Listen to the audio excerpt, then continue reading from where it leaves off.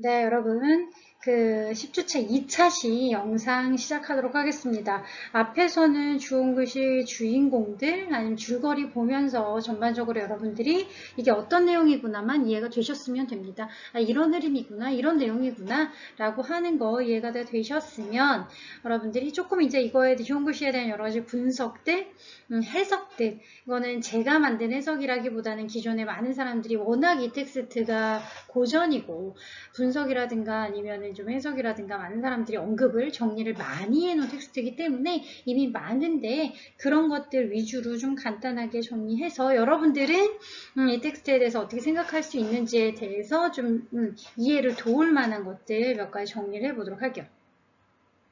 나다니엘 호손의 장편 로맨스, 우리가 이거를 로맨스다라고 봐도 되나? 왜냐면 여기에는 그렇게 아름답고 낭만적인 사랑은 사실 거의 없거든요. 그러니까 그냥 우리가 전제가 헤스터라는 젊은 여성과 딤스데이라는 젊은 목사가 사랑에 빠졌다라고 하는 전제는 있지만 그래도 그게 노골적으로 나오지 않고 그냥 이미 그 사랑이 다 끝난 그 아이가 생긴 이후의 일부터 나오기 때문에 약간 심리 스릴러?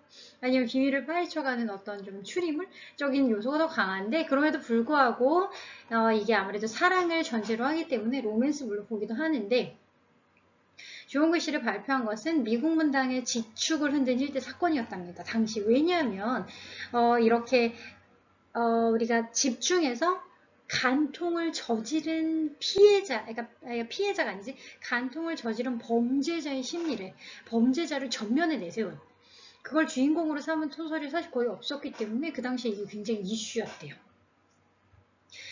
일단 그 당시만 해도, 지금도 아니고 당시만 해도 사람들이 책을 사서 읽고 하는 것들이 굉장히 여유롭고 자유롭지 않았을 텐데 그 당시에 초판부가 25,000부, 권당 75센트에 팔리면서 호손의 명성이 쌓이기 시작했다고 합니다. 그래서 이미 이게 살아생전에 이미 대박난 베스트셀러였던 거죠. 자, 그래서 그 당시 주홍글씨가 그런 사건이, 허먼 멜빌은, 우리가 이 허먼 멜빌도 사실 미국 작가의 대표적인 작가, 모비딕이라는 소설을 쓴 멜빌은 문학세계라는 책에서 익명으로 호선과 그의 이끼라는 제목의 평론을 실으면서 그를 칭찬했다고 합니다. 그러니까 노골적으로 이제 뭐 이름을 공개하지 않고 왜 익명을 했는지 모르겠지만 익명으로 라고 해서 지금 우리가 이 정리만 봐도 정말 미국 문학가의 유명한 사람들 다 나오고 있어. 해먼 멜빌, 헨리 제임스, 나사의 회전이라는 걸 썼던 헨리 제임스는 이 소설을 가리켜서 미국에서 이제까지 나온 가장 훌륭한 문학 작품이야 라고 극찬했답니다.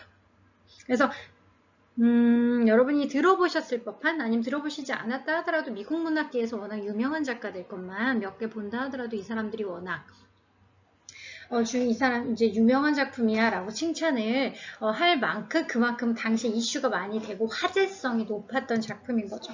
주홍글씨가 이처럼 폭발적 인기를 누리게 된 가장 중요한 요인은 호손 자신이 개발한 독특한, 그러니까 로맨스지만 낭만성이 없는, 날것 그대로 그들의 어떤 사랑이 지나간 자리에서 감당해야 되는 어떤 현실적 비극들, 그러면서 그들이 그거에 어떻게 대응하는가. 그러니까 어떤 사건이 생겼는가가 다가 아니라 똑같은 사건이라도 주인공인 헬스더와 아니면 또 남자인 딤세일이 다르게 대응하잖아요.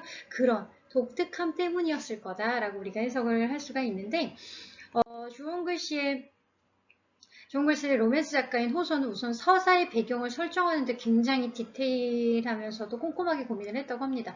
첫 번째 단계로 가장 중요한 작중인물이라고 할 만한 무리의 군중, 제가 아까도 그러니까 정리해오진 않았지만 이 소설에서는 이 군중이 마치 주인공처럼 중요하다. 대중적 심리, 그들의 반응이 어떻게 변해가는가. 이 군중을 그리는데 그들은 개척시대의 근엄한 청교도들로 하나같이 숨을 죽인 채 죄수인 헤스터 프린, 주인공 여자죠. 헤스터 프린이 문제의 주홍글사를 가슴에 붙이고 걸어 나오게 될 감옥 앞에서 그 장면이 이 소설의 첫 장면이에요. 어떻게 시작하냐면 일단 앞뒤 다 끊고 사람들이 막 죄인을 구경하는, 그러니까 죄인에게 비난의 화살을 죄인을 막 마음껏 욕하고 싶고 얼굴을 보고 싶고, 우리가 사실은 막 어떤 사회적으로 이제 그 가십이라고 해야 되나, 연예인이든 아니면 정치든 누구든 하나 이렇게 좀 잘못했다 그러면 막 득달같이 달려들어서 물어뜯고 싶은, 그러니까 마치 나의 어떤 억눌린 분노라든가 왜곡된 어떤 자의식을 거기에다 막 해소하고자 하는 그런 인터넷 공간, 그러니까 디지털 공간에서 대중심리가 정말 거짓말처럼 유사합니다. 이 당시는 디지털 공간이 없었음에도 불구하고 대중들이란 어떻게 자신의 그 어떤 억압된 불만을 왜곡해서 다른 사람의 비극에 막 비난하고 막 하는 그런 심리들. 그거를 여기서 굉장히 꼼꼼하게 묘사하면서 역으로 냉소적으로 보는 거죠. 그런 군중을. 그들은 개척시대 근엄한 청교도들로 하나같이 숨을 죽인 채 이런 헤서프린이 언제, 그러니까 죄를 상징하는 A를 달고 나올까를 막 구경하듯이 기다리고 있는 거죠. 이어서 군중의 시선이 집중되었던 감옥문이 열리고 헤스터가 주운 글자 A를 가슴에 달고 3개월 된 딸인 펄을 가슴에 안고 이제 감옥에서 아이를 출산한 겁니다. 그러니까 이 안에 아이는 그 죄의 죄값이자 벌이자 동시에 축복 같은 그런 제가 굉장히 역설적인 그 결과물이라고 했잖아요. 그래서 주운 글자 A를 가슴에 달고 나왔는데 그 A 앞에는 또 그 어떤 상징인 간통의 어떤 결과물인 아이까지 펄을 안고 나옴으로써 본격적으로 그녀는 이야기 속으로 들어온다. 이렇게 시작을 합니다. 그러면서 이 아이 때문에 A가 돋보이기도 하고 또 A가 가려지기도 하는. 세인들의 주목 속에 감옥문을 통해 사회로 나온 헤스터는 예전과는 판이하게 변한 모습. 예전에는 그냥 젊고 그 건강한 그냥 젊은 여성이었을 뿐인데 이제는 뭔가 삶에 대한 태도, 삶에 대한 깨달음 이런 것들이 완전히 다른 눈빛과 분위기가 달라졌다. 이런 이제 그런 내용의 묘사가 나오는데 완전히 이제 다른 그 이전과 이후로 같을 수가 없는 거죠. 다른 삶을 살게 되는. 헤스터는 계속해서 도움을 필요로 하는 사람들을 헌신적으로 예전에는 그렇게 주변 사람들을 돌아보거나 관심이 없었는데 이전 사람들을 도와주면서 특별히 병간호를 하기도 하고 가난한 사람들을 위해 자신이 삭바느질을 해서 번 돈을 그들에게 기증하기도 합니다. 그녀는 근심 걱정이 가득한 집이면 어디든 찾아듭니다. 근심이 사라지고 새로운 빛이 비칠 때에는 어김없이 그녀의 모습도 사라진다라고 하면서 마치 진짜 하늘에서 내려온 천사처럼 근심이 어린 곳에 내려갔다가 그 다 문제가 해결되면 그녀는 그들에게 보상이라든가 칭찬을 바라지 않고 이렇게 사라지는. 그래서 무슨 그런 성녀 같은 모습으로 변하게 되는 거죠. 그러니까 이게 역설적인 겁니다. 오히려 간통이라는 큰 죄를 지어서 가슴에 죄인의 그 흔적을 담고 살아야 되지만 역으로 겉모습은 죄인의 일을 담고 살지만 역으로 그녀의 행실은 그 누구보다 뭔가 성인, 그러니까 죄인의 반대말이 성이잖아요. 성인처럼 살게 된다는 거죠. 그게 이제 대표적으로 이 소설에서 중요한 헤스더라는 사람의 내용이고 이 조홍구 씨는 무엇보다 시대적 배경이 중요합니다. 나다니엘 호손이 우리가 호손의 연보를 보면서 이미 한번 들었지만 그 청교도라는 강압적인 종교적 교리에 억눌려 있던 그래서 개개인의 어떤 의식과 개개인의 아이덴티티 정체성보다는 집단, 그 청교도 집단의 교리를 위해 마치 개인이 존재하는 것처럼 그런 강압적인 종교적 교리 속에서 사람들이 억눌려 있고 지배당하고 있었던 시대 그리고 특히나 그러니까 이제 막 영국에서 건너온 미국이기 때문에 새로운 조직과 아니면 새로운 시스템을 만들어야 되는데 그들 사이에 암묵적으로 존재하는 어떤 그 차별들, 계급적 차별이라든가 아니면 뭐 여러 가지 그 선입견이라든가 이런 것들이 만연하던 이 시기의 문학은 18세기 말과 19세기 초에 합리주의에서 벗어나 낭만주의로 조금 이행하던 그래서 이 18세기, 그러니까 이게 19세기 중엽에 쓰여졌던 소설이잖아요. 1850년 소설이기 때문에 그렇게 합리주의적 사고에서 벗어나 조금 더 낭만주의적으로 이행하던 시기에서 써진 소설이라고 합니다. 그러면서 작가는 이게 옳은 거야. 이렇게 살아야 돼 라고 하면서 독자들에게 노골적으로 교훈을 주려고 하는 것이 아니라 소설 자체를 흥미롭고 재미있게 써서 독자가 자연스럽게 그걸 읽고 몰입하는 과정을 통해서 스스로가 소설을 해석하고 스스로가 판단하고 이해할 수 있도록 작가는 그러니까 작가나 작품은 노골적으로 교훈을 주는 게 아니라 재밌어야 된다, 즐거움을 주는 것이라는 사고가 그때 막 대두되면서 문학이 어떤 종교를 위해 존재하거나 국가나 시스템을 위해 존재하는 게 아니라 문학이 있는 그대로 그 문학의 자율성을 강조하였고 이런 변화가 가속화되어 사실 못지않게 상상력을 중요한 가치로 인정하기 시작했다. 그러니까 문학적 상상력이라고 해야 되나? 예전에는 문학은 이렇게 써야 돼, 저렇게 써야 돼 라고 하는 어떤 시스템과 체계가 너무 똘똘 뭉쳐 있었다면 이제는 그게 아니라 자유롭게 누구나 작가 이렇게 재미있게. 그래서 이 소설이 처음에 나왔을 때 막 엄청난 판매 부수. 이 당시는 이렇게 많은 사람들이 소설을 이렇게 많이 사서 보기가 힘들었던 시기임에도 불구하고 엄청난 판매 부수를 기록했다는 거는 이유가 뭐겠어요? 일단 재밌으니까. 우리가 아무리 그 텍스트가 좋은 거예요. 아니면 아무리 뭐 이건 꼭 읽을 만큼 우리에게 도움이 돼요 라고 해도 여러분 일단 재미없으면 선뜻 안 보게 되잖아요. 그만큼 그래서 제가 오늘 수업 시작하는 첫 장면에서도 우리가 어차피 후반기 에세이 한 편 더 써야 되는데 쓰게 된다면 여러분한테 이거 재밌다. 지금까지 우리가 고전들 중에서 이게 진짜 재밌게 잘 읽힌다. 중간중간에 막 약간 서스펜스도 있고 도대체 이제 그 칠링워스가 알아내게 될까? 어떻게 추적해갈까? 라고 하는 약간 그런 숨막히는 부분도 있고 재미있다라고 했는데 정말 그래서 그 당시에는 너무 전형적이거나 아니면 너무 사념적이거나 진지하거나 이런 문학들이 많을 때 재미있게 막 이제 좀 어떤 부분에서는 사람들을 막 이렇게 조여가면서 이런 그 재미있게 잘 써진 그런 문학 작품이었던 거죠. 그래서 이슈가 처음에 많이 됐던 겁니다. 영국과 유럽의 낭만주의는 미국에서 초절주의 형태로 독특하게 나타났는데, 그러니까 낭만주의의 시작은 영국과 영국발 유럽이었는데 미국에서는 그 낭만주의가 건너가면서 초절주의라는 형태로 독특하게 나타났는데 이것이 뭐냐면 인간의 가장 고차원적인 능력을 이성으로 보고 이 능력으로 인간은 자연적인 현상세계를 초월하여 신적인 정신세계에 도달할 수 있다는 낙관적인 기관. 이걸 초절주의라고 하는데 쉽게 말해서 종교나 시스템에 인간이 하나의 요소나 도구, 하나의 대상, 뭐 이렇게 소비되는 하나의 개체가 아니라 주체적으로 인간이 얼마든지 나도 신처럼 어느 내 스스로가 그러니까 여러분 헬스더가 비록 가슴에 좋은 글자를 달았다 하더라도 스스로의 노력에 의해서 그걸 극복해서 또 다른 성녀처럼 나중에 성장하고 극복됐다고 했잖아요. 인간도 누구나 신이 될 수 있고 자신의 능력과 자신의 능력으로 그러니까 자신의 노력으로 또 다른 그런 정신세계 더 고차원적이고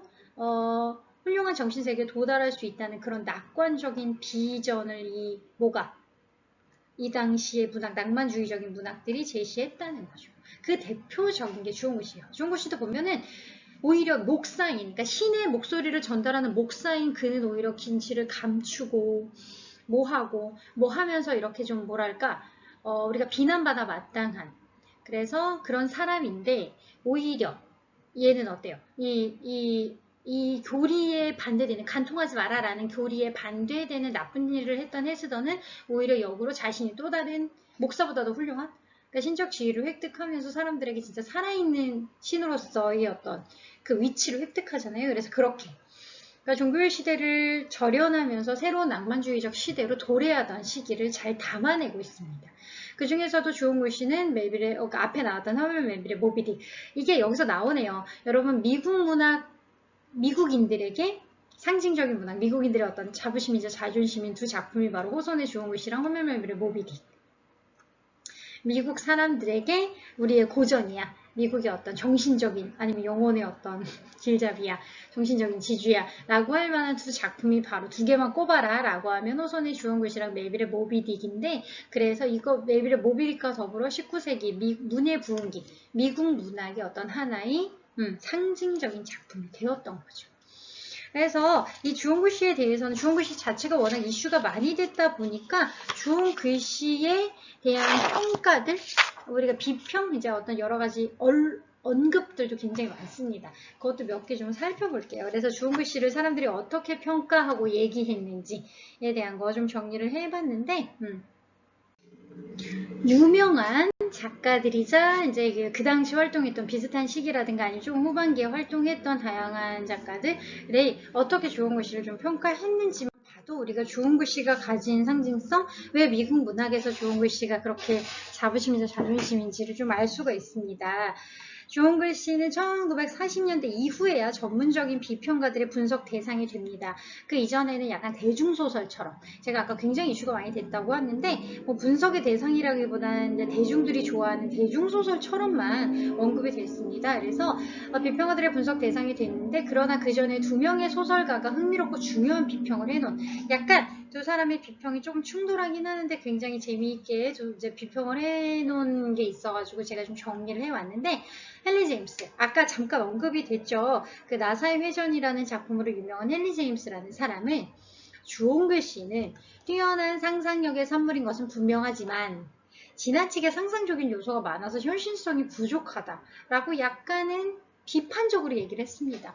제임스는 헤스터보다 딤스데이를 중요하게 여기면서, 그러니까 여자 주인공인 헤스터보다, 그러니까 헤스터는 너무 다 완벽하게, 그냥 이래서 그냥 조금 더 그러니까 좀 디테일하게 선실적으로 설명을 안 하는데, 오히려 딤스데이를 묘사하고 딤스데일이 무너져가는 과정.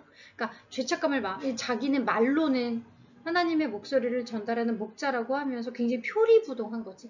겉모습과 속이 다른 거지. 그러면서 스스로가 망가져가는 거야. 이렇게 그 망가져가는 딤스데일을 더 중요하게 여기면서, 그러니까 딤스데일이 무너져가고 좌절해가고 이렇게 분열돼가는 걸 굉장히 섬세하게 묘사하거든요. 근데 헨리 제임스는 그렇게 좀 그걸로 비판을 하는 거죠. 이 소설은 두 사람의 사랑을 다루지만 소설의 핵심은 두 연인의 사랑이 아니라, 이게 이 사람이 로맨스 문학이다라고 우리가 하지만 사실은 이게 핵심적으로 로맨스가 아니라 사랑 이후에 긴 세월 동안 뒤따르는 도덕적 상황이라고 얘기하면서 지속적으로 도덕적 고통을 겪는 딤스데일이 이 소설의 핵심이다 라고 주장을 합니다. 그래서 언뜻 보면은 헤스터가 주인공인 것 같지만 어떻게 도덕적으로 이 딤스데일이 파멸해 가는가를 다루고 있기 때문에 그게 이런 도덕적 고통을 겪는 딤스데일이 이 소설의 핵심이다라고 주장했다고 합니다. 누가? 헨리 제임스가. 언뜻 이제 이 비평도 굉장히 타당합니다. 왜냐면 그냥 초반에 이미 죗값을 다 받고 사람들의 손가락질을 다 받는 헤스터는 점점 성녀로, 그러니까 아니면 더 멋있는, 그러니까 비난을 받음에도 불구하고 사람들에게 베푸는 멋있는 인간으로 성장을 해갈 때 오히려 심리적으로 더 뭔가 생동감 있게 묘사를 하는 게 이 딤스데일이거든요. 그래서 딤스데일 자체에 굉장히 집중해서 묘사하고 있다. 여러분 읽어보고 싶죠? 자, 여러분이 한번 읽어보고 싶도록 제가 이렇게 호객을 하듯이 실제로 딤스데일의 심리묘사가 굉장히 섬세합니다.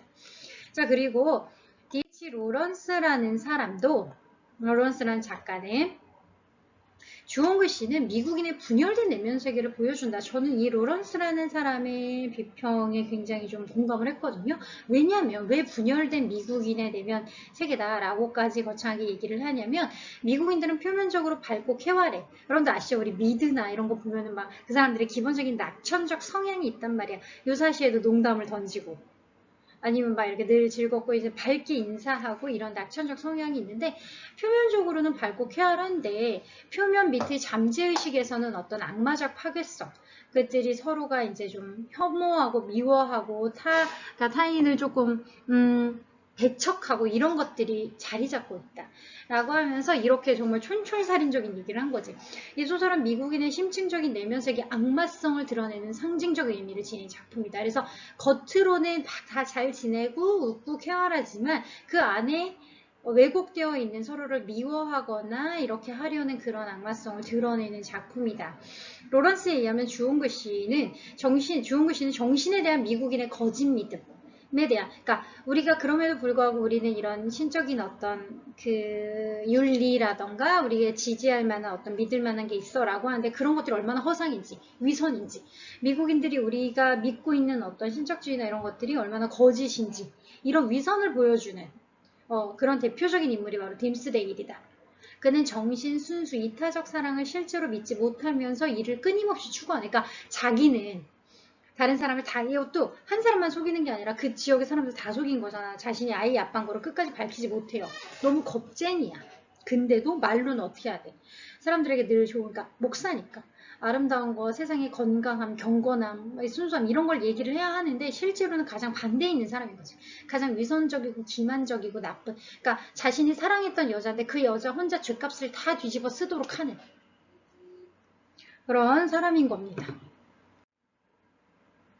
딤스데일은 자신을 그래서 이렇게 정신적 추구를, 이렇게 나는 정신적으로 훌륭한 이런 목자라고 해야 되나? 그런 사람이잖아요. 근데 오히려 그 추구를 파산시킨 여인 헤스더를 오히려 증오하는, 그러니까 그런 너무 인간적인 사람이죠. 그래서 사랑했지만 너 때문에 내가 이렇게 나의 어떤 목자로서의 삶이 무너졌잖아요. 그럼 증오하는. 그래서 여성을 악마이며 악마적이며 남자를 파멸시키는 복수의 여신으로서 그렇게 보는 위선적인 인물입니다. 그러나 헤스더는 딤스데일처럼 위선적이지 않습니다. 헤스더는 오히려 자신의 죄를 공개적으로 고백하고 자신이 한때 사랑했던 남자 끝까지 지켜주고 이제 더 이상 사랑하지 않는다 하더라도 사람을 지켜주고 또 자신의 남편에게는 남편도 나중에 왔을 때는 남편도 끝까지 자신의 남편임을 사람들에게 얘기하지 않거든요. 남편의 명예도 지켜줍니다.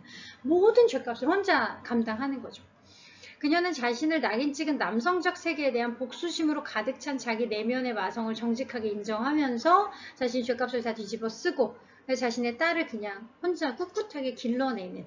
그래서 이런 로런스의 평가들을 보면은 오히려 이제 저는 이 로런스의 평가에 굉장히 저는 개인적으로 공감을 하면서 이렇게 분열되어 있고 그러니까 좋은 사람이고 밝고 건강하고 그런 사람인 것 그러니까 그렇고 싶지만 어떤 내면의 도사리는 어떤 위선들 아니면 누구에 대한 미움들, 혐오들을 안고 있는 그런 미국인의 분열된 내면 세계, 왜곡된 내면 세계를 이 소설이 오히려 고발해준다. 라고 하는 이 평가가 응당 이 소설을 읽다 보면은 어떤 점 때문에 우리가 이 소설을 이렇게 평가할 수 있을까를 알게 되는데 특히 딤스데일이라는 캐릭터가 그 미국인들의 그런 대표적인 이중적인 그 표리부동한 것들을 잘 고발해주는 캐릭터인 거죠. 이런 점에서 로런스의 작품의 중심을 도덕적 딤스데일로 주장한 제임스와 달리, 그러니까 제임스의 주장과 제가 아까 얘기했던 것처럼 두 평론가가 두 비평이 조금 충돌을 하는 점이 있습니다. 오히려 앞에 있었던 그 헨리 제임스 같은 경우는 그 딤스데일을 통해서 사람들이 그렇게 그 어떤 구체적인 인물상을 통해서 극복해 간다. 그래서 반성해 간다. 라고 하면서 이 딤스데일의 소설의 핵심이다. 라고 그 헨리 제임스는 주장을 했는데 로런스는 그게 아니라 그러니까 이 헤스더가 중심이면서 딤스데일은 오히려 진짜 그런 미국인의 왜곡된 알리고 싶지 않은 누구에게 보이고 싶지 않은 심리를 오히려 이제 고발하는 사람이고 오히려 헤스더가 이 이야기의 중심이고 헤스더가 이제 어떤 상징적인 중요한 인물이다라고 해서 조금 다르게 해석합니다. 네, 여러분 한번 읽어보시면서 우리 오늘 강의를 듣거나 아니면 교재에 있는 걸 읽어보시면서 여러분들 어떻게 생각하는지 정리 한번 해보시면 됩니다. 자, 또 다른 비평도 하나 있습니다. 요거는 페미니즘 비평도 있습니다. 왜냐면 아무래도 그 당시에는 여성이 그 서사의 그것도 큰 긴 서사의 주인공을 맡는 일이 많지 않았는데 여성이 주인공인 소설이고 여성의 심리 그리고 여성을 조금 더 긍정적이고 좀 더 의미 있게 묘사하는 작품이기 때문에 여성의 입장, 그러니까 그 페미니즘 비평도 있었는데 리나 베임이라는 사람이 조은구 씨는 구조적인 면에서는 딤스데일 이야기가 될 수 없다고 역설을 하면서 성격적으로 헤스더가 딤스데일보다 우월하다라고 지적을 합니다. 왜냐면 아까 얘기한 것처럼 딤스데일이 직업은 목사고 주변에 어떤 존경을 받는 인물인 딤스데일이지만 실질적으로 딤스데일은 거짓말과 위선과 아니면 자기 기만으로 똘똘 뭉쳐있고 헤스더는 사람들에게 오히려 잘못한 게 맞지만 간통을 한 게 맞지만 그걸 공공연하게 인정을 하고 또 온전하게 자신의 죄값으로 태어난 펄을 뭔가 씩씩하게 길러내면서 그런 캐릭터 충돌하죠. 두 캐릭터가. 그래서 그렇기 때문에 딤스데일은 자신의 죄를 고백하지 못하는 위선자인데 죽는 순간까지 사회보다는 자신만 생각해서 여러분 만약에 사회를 생각했다면 죽어버리지 말고 그냥 죄값을 다 비난을 감당하면서도 꿋꿋하게 사회에 자신의 잘못을 얘기하면서 그랬어야 하는데 그러지 못하고 그래서 자신만 생각한다는 점 때문에 오히려 사실은 이 딤스데일이 아니라 헤스더가 여기서는 주인공이다. 반면 헤스더는 한때 사회를 전복할 반항적인 생각을 가졌지만 젊었을 때 이런 생각을 가졌다라고 하는 좀 그런 힌트가 나옵니다. 결국 사회와 화해하며 살아가는 그래서 사회 속에 동화돼서 성장해가는 인물이다라고 하면서 결국 이 소설의 핵심은 헤스더다라고 해서 약간 이런 페미니즘적 비평을 여러분 우리 페미니즘이란 개념은 인형이집 할 때 조금 배웠죠. 그거랑 연결시켜서 해석을 할 수가 있습니다. 이제 조금 정리를 중요한 거 이제 좀 남았는데 조은구 씨가 가지고 있는 작품 세계만 좀 정리를 더 해드릴까 합니다. 시대적인 배경부터 해서 우리가 이 중국시를 보기 위해서 반드시 필요하게 알아야만 하는 작품 세계들 몇 개 정리를 해드릴 건데, 중국시는 호선 당대 미국 역사의 흔적을 지니고 있지만 1640년대 청교도 시대를 배경으로 삼은 만큼 청교도 시대의 미국 사회와도 밀접하게, 그러니까 사실은 이게 1850년대 문학인데 이 안에 있는 헬스터와 딘스데일의 시대는 1640년대, 200년 전인 거죠. 그러니까 이제 막 미국의 청교도인이나 이제 유럽이나 영국인들이 들어와서 자리를 잡았던 시대, 그러니까 청교도 시대 사회를 배경으로 하는 겁니다. 그래서 창작한 시기에 훨씬 앞시대. 그래서 제가 아까 나다니엘 호손의 자신의 조상뻘인 사람이 살았던 200년 전인 거네요. 그래서 호소는 자신의 청교도 조상을 존경하기도 하지만 그들이 과도하게 억압했던, 엄격했던 그들을 비판하고, 자신의 조상이 이렇게 헤스더가 지금 마녀사냥을 당한 거잖아요. 마녀사냥을 가담했던 것에 대해 수치심도 느끼는 이중적이고 모호한 태도를 가지고 있었다고 합니다. 그래서 자랑스럽지만 자신의 조상이 여기 넘어와서 사회에서 중요한 일을 하면서 미국이란 영토를 가꿔낸 것을 자랑스럽게 생각하지만 동시에 거기에 대한 수치심 같은 것도, 그러니까 왜냐면 과도하게 엄격하고 그 이제 윤리라는 명목하에 개인을 억압했던 그런 조상에 대해서 수치심, 그러니까 약간 양가적인 감정을 다 가지고 있었는데 그 감정이 고스란히 드러난다는 거죠. 문학 작품은. 딘스데일이 작품 결말에서 자신의 죄를 고백하는 것은 청교도 이제 전통이 입각해서, 그러니까 결국은 신에게 다시 자신의 잘못을 빌면서 이거는 청교도적 전통의 어떤 흔적을 우리가 읽어낼 수 있다. 딘스데일이 고백하는 장면은 청교도 역사를 자세히 탐구한 호손이 역사적 상상력을 동원해서 만들어낸 장면으로 우리가 해석을 할 수가 있다라고 하는데, 그러니까 200년 전, 그러니까 자신이 살았던 시대보다 200년 전이기 때문에 조금 더 상상력을 동원해서 이러지 않았을까라고 하는 장면으로 보인다.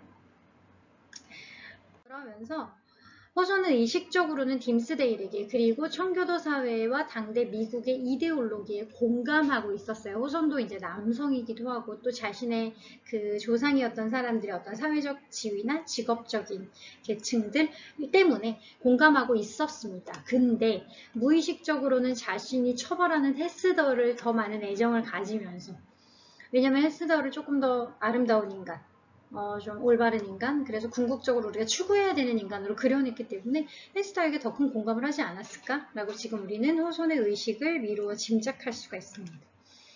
상상적이고 자유로운 헤스더를 가장 뛰어나고 다면적인 인물로 창조해냈죠. 그렇기 때문에 우리는 이런 걸 통해서 이 작가가 어디에 더 집중하고 있었는지를 눈치를 챌 수 있는데, 헤스더는 자기 모순과 자기 분열을, 그리고 시대의 모순을 가장 잘 보여주는 인물이며 그녀가 이 소설의 주인공이 되는 이유도 바로 모순과 갈등을 해결해내는 인물이기 때문에, 이 시대와 개인의 모순, 그러니까 사실은 개인에게 적합하지 않은, 개인보다는 시스템과 종교적 교리와 도덕적인 어떤 그 기준이 더 우선시되는, 그렇기 때문에 시대와 개인이 계속 갈등할 수밖에 없는데 그 갈등을 온몸으로 보여주면서 동시에 보여주기만 하는 게 아니라 헤스더는 그걸 해결하기도 하는 해결자, 그래서 뭔가 좀 선구자적인 그런 기능, 그런 모습도 보여주죠.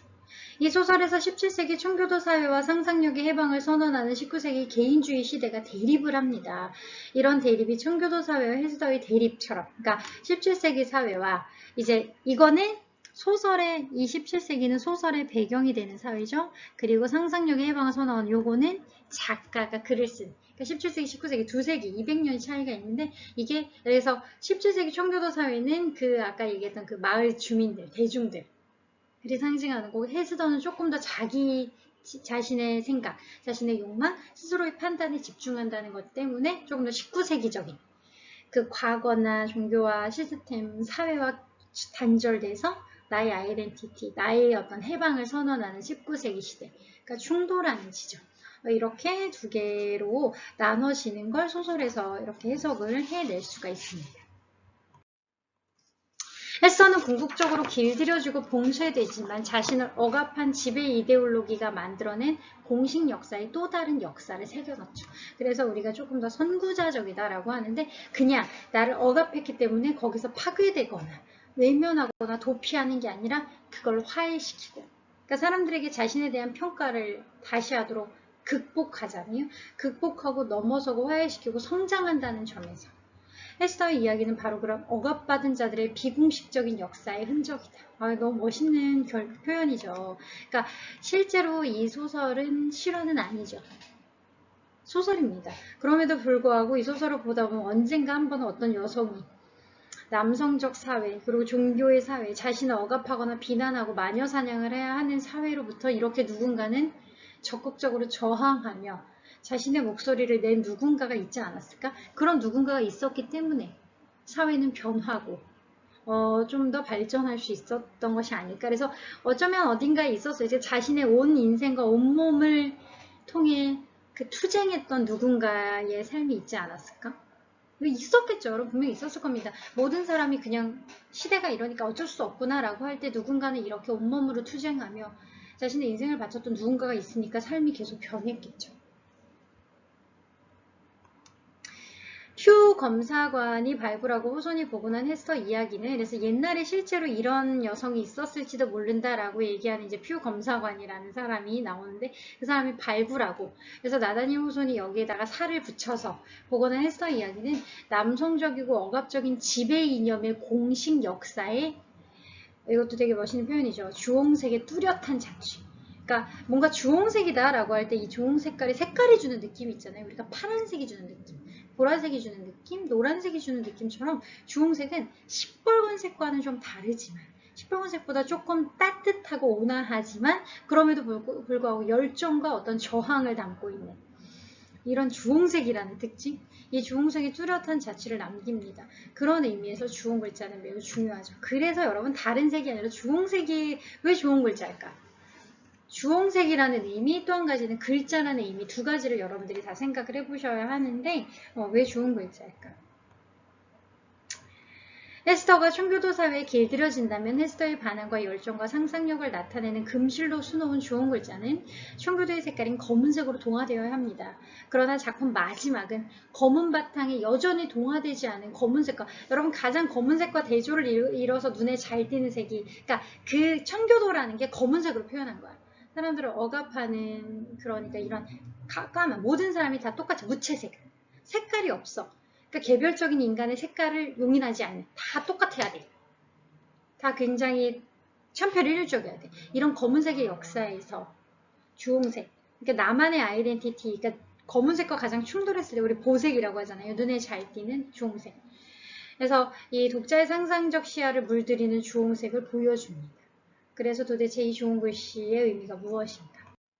제가 이미 첫 페이지에 질문을 던졌는데 이 소설은 정말 또 고민해보고 같이 생각해봤으면 좋은 게 많아가지고 마지막 페이지에 또다시 질문 우리가 이거는 여러분들의 과제를 통해서 해결하시면 되겠지만 과제에 있는 질문도 있고 없는 것도 있지만 조금 여러분들이 더 같이 이런 것들을 마무리하면서 생각해봤으면 좋겠다라고 하는 것들입니다. 에스더의 그래서 잘못이 뭔가?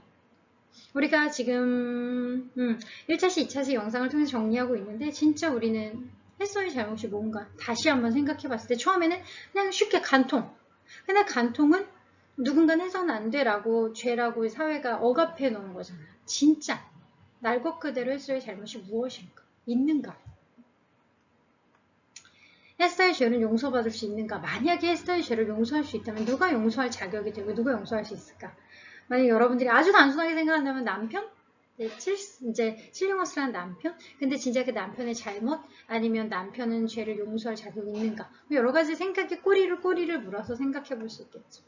딥스테일 목사는 왜 괴로워하는가? 왜 그 전에 그렇게 괴로울 거면 밝히지 않았을까?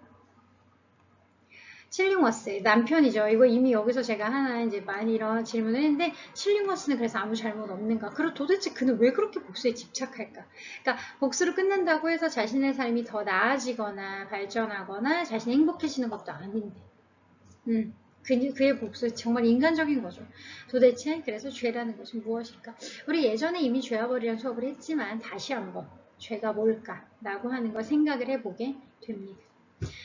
자, 그래서 오늘 수업은 여기까지입니다. 원서 문제라기보다는 우리 이제 과제만 남았는데, 1차시, 2차시 긴 영상 듣느냐고 고생 많이 하셨습니다. 그래도 저는 이번 주 워낙 제가 한 학기 동안 하는 고전 중에서 주홍글 씨를 너무 재밌게 읽었고 좋아하는 텍스트라서 제가 조금 더 열의를 가지면서 막 이렇게 열심히 수업을 했는데 여러분들한테 잘 전달됐는지 모르겠습니다.